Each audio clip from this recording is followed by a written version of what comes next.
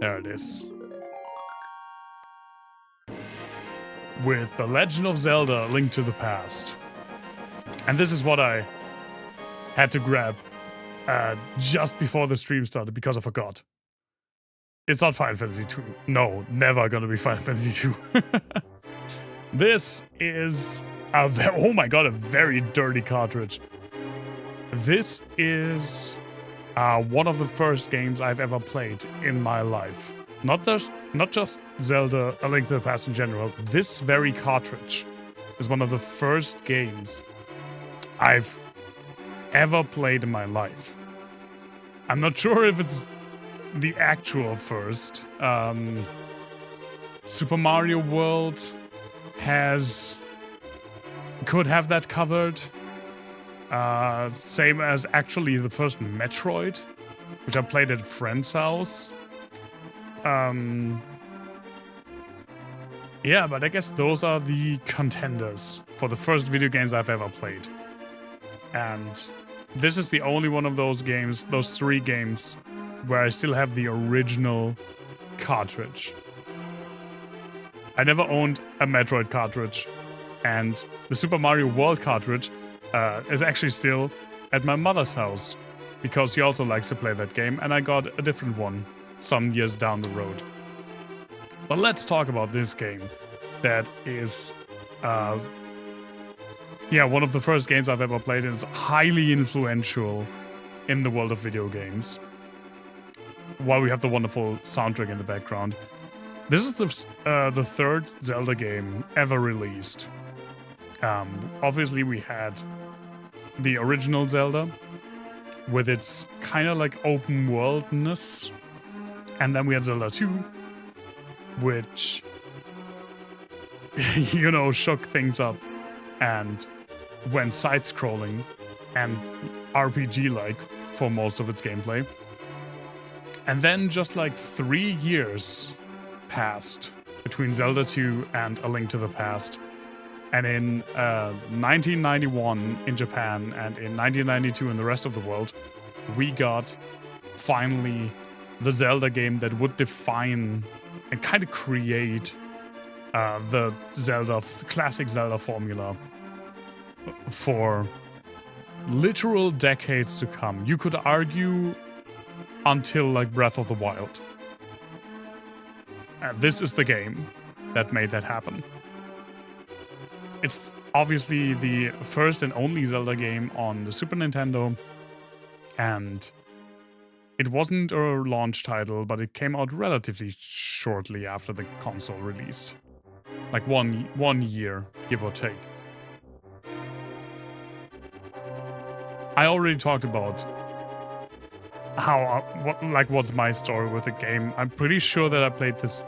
I must have had to have played this game before I could read, which made it difficult. But I'm pretty certain that my older brother helped me with some stuff. And to be honest, like compared to modern games, there wasn't that much text in this game. You could just, for the most part,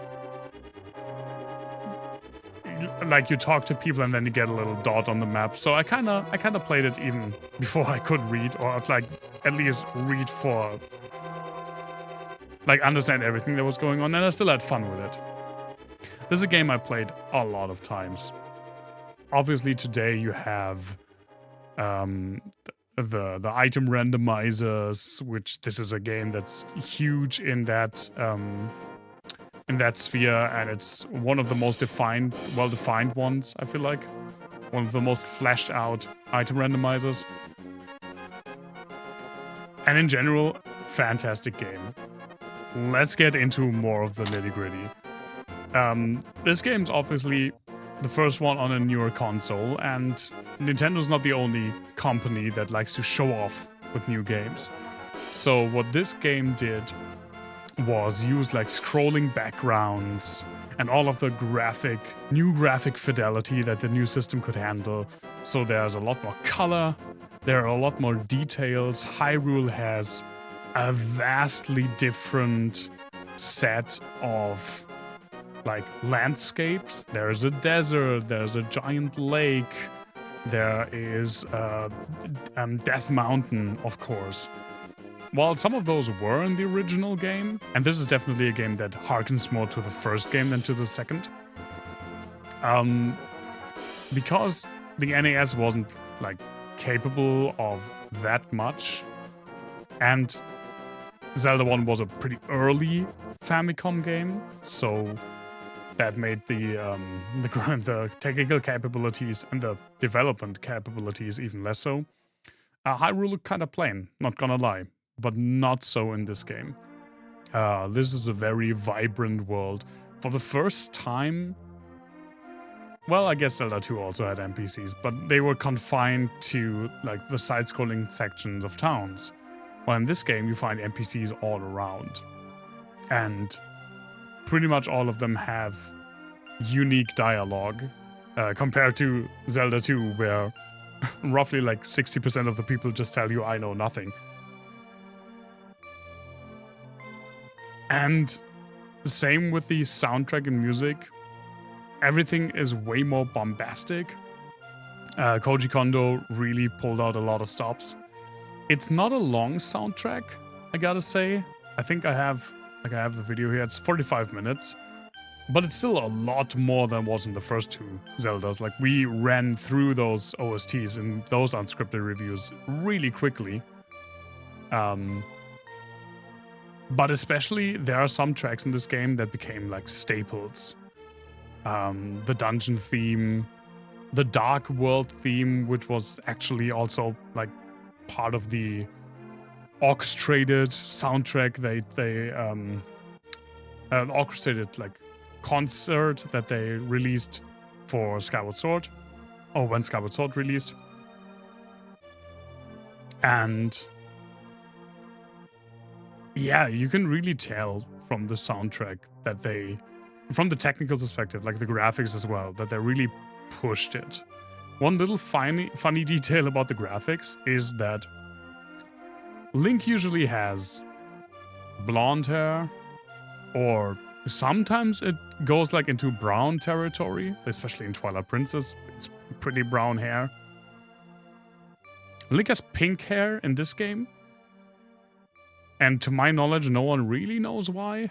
The best guess is that it just makes Link stand out more against the backgrounds.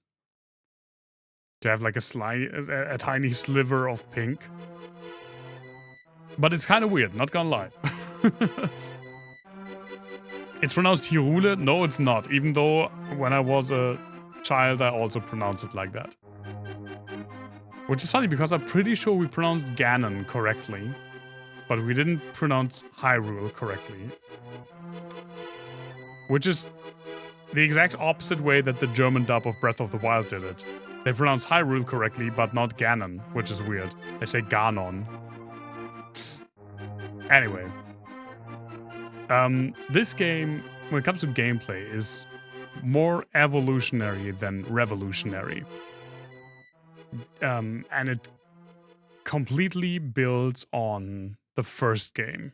So it is a isometric, top-down,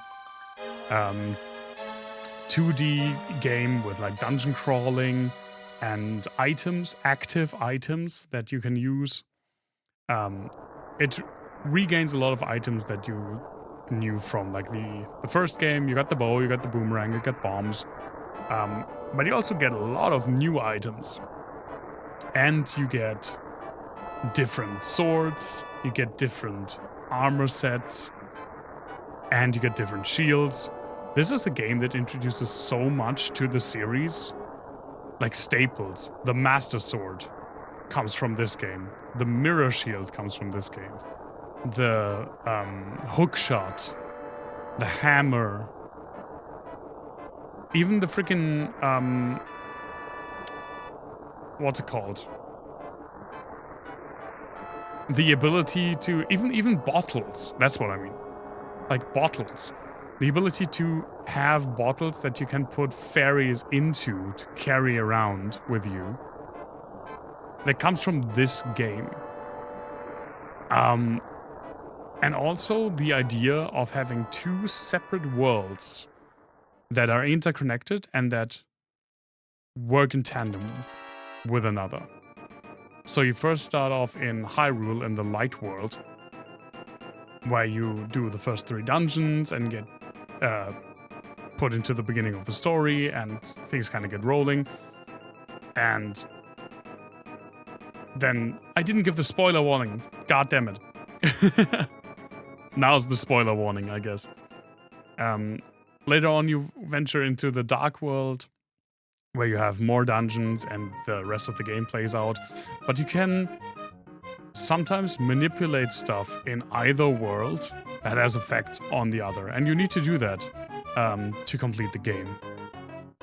Like, one example is that to enter the second dungeon in the dark world, you have to first drain, like, I guess it's a cistern or something. I don't actually know what it's supposed to be.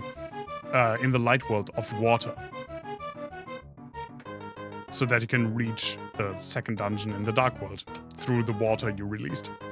It's kind of inconsistent, and mostly because of technical difficulties, there are not that many interactions, but they are there, and it is pretty impressive, and it makes for some great puzzle solving. The gameplay is a lot more fluid than it used to be. Like, Zelda 1, while I like that game, feels a bit clunky. You can only move in 4 directions, and you can only attack in 4 directions. Link stabs more than he swings his sword, which makes some encounters pretty annoying because you kind of have to get to an enemy and then try to poke him. In this game, Link finally swings his sword, so you have more of an arc to hit people with.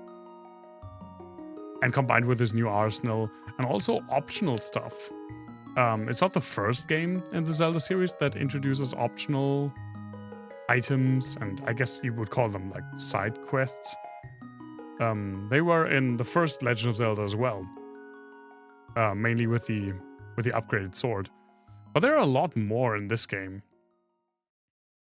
Like, you can get the frickin' ice rod just lying in a cave, and while I don't think it's technically optional, there are some like optional items, or pretty much all of the bottles are optional, and there's a lot of them in this game. And also, you have magic for the first time. You have the... No, I guess not. No, Zelda 2 had magic, but it worked differently. You only get like 3 spells, and they're considered items in this game. But some other actions also just drain your magic meter. Like what, for example? I haven't played this game in a while. I'm pretty sure that... Yeah, some items, of course, some items drain them. Like the wands and the cloak, the invisibility cloak.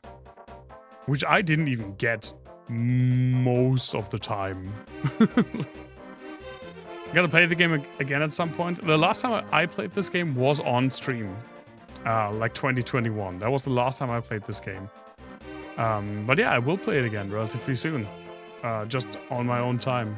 Because it's not a long game if you know what you're doing. And even if you do know what... even if you don't know what you're doing, it's not that long. But it's a very concise, neat little package.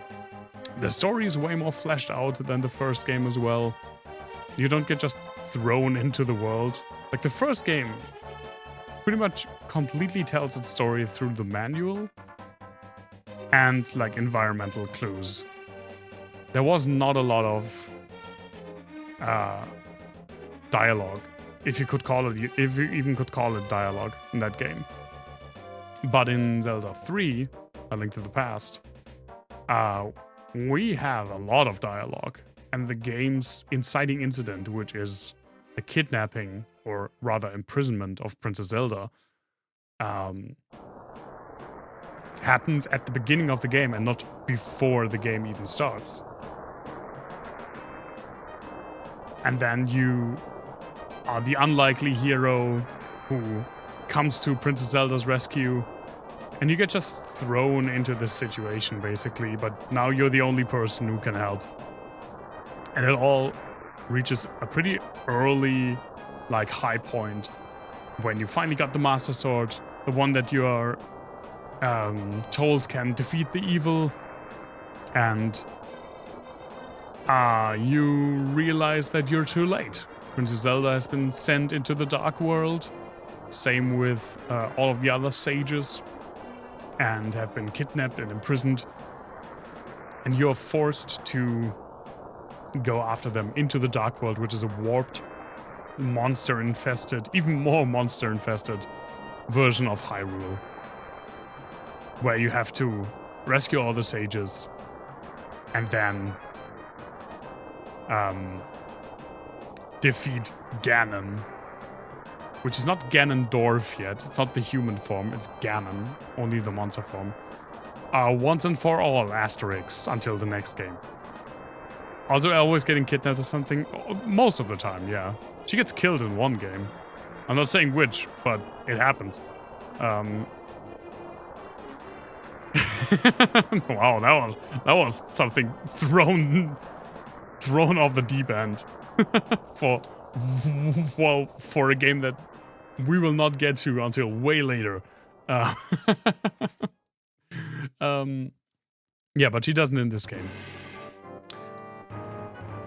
Generally, like, you start the game in the more light part of the game, where you collect 3 talisman to get the Master Sword, and then realize that you're too late for something, get sent into a different, darker, more warped version of the world you knew, where you have to rescue all of the sages until you finally defeat Ganon.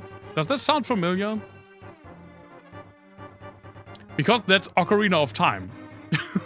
That's something that I can't talk about A Link to the Past without mentioning that the formula was pretty much just one-to-one adapted into Ocarina of Time. And I will talk about more of that. I will talk about that more when we talk about Ocarina of Time. But you can see that this game was already so... Yeah, never change the running system. This game introduced so many details into what would come to be known as the Zelda formula, that they wouldn't even change, like, the basics, the very basics, in the next game. Or, like, I guess the second to next game, because Link's Awakening comes before.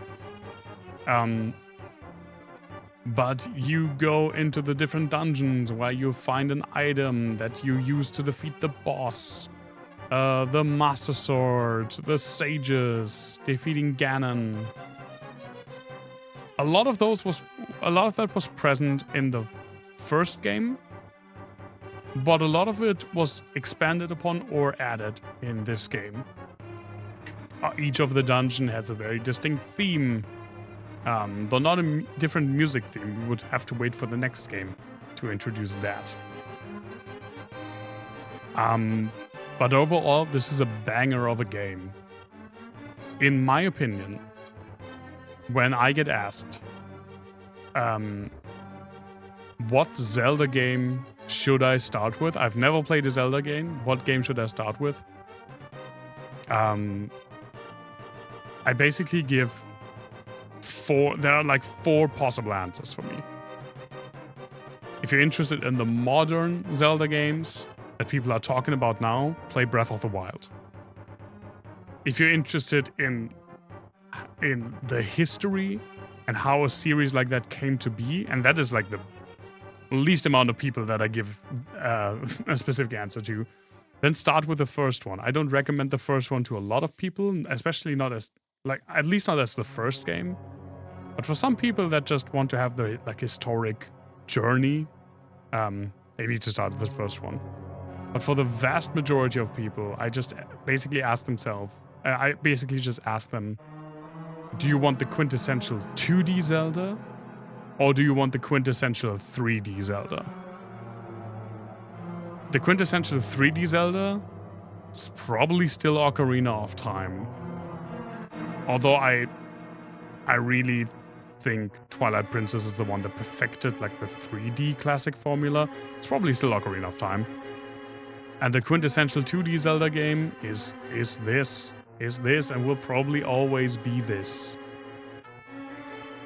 Yes, there are a lot of other great 2D Zelda games. I love Link's Awakening. A Link Between Worlds is also amazing. But this is the game that people should play. It's not that long. If you haven't played it, play it. There are so many possibilities to play this game. And even if you don't know what you're doing, this will be like 15 to 20 hours max. I guarantee it. But it's a wonderful, beautiful game that still holds up. It's still always a blast to come back to because it's just so well designed. Again, it doesn't really revolutionize a lot. That was kind of Ocarina of Time's job. But you can see how much had to stay the same from A Link to the Past to Ocarina of Time for Ocarina of Time to be able to have the basis to revolutionize pretty much everything else with the jump to 3D. But we're not talking about Ocarina of Time. We won't even be talking about Ocarina of Time the next time we do an unscripted review, because that will be A Link's Awakening, which is also absolutely one of my favorites. This was my introduction, or one of my possible introductions to video games, and I can't think of a lot of other games that would have made a better entry point into the world of gaming. It has stayed one of my primary hobbies for more than 30 years at this point. All of them are my favorites? That is not true. As I pretty much made clear when we talked about Zelda 2, I guess. And I will make clear again. What's the first one that I'm really gonna rip into? I mean, I made that clear when I talked about Tears of the Kingdom. How I don't really like Tears of the Kingdom. But that's something for another time. Let's get to the next part of the stream.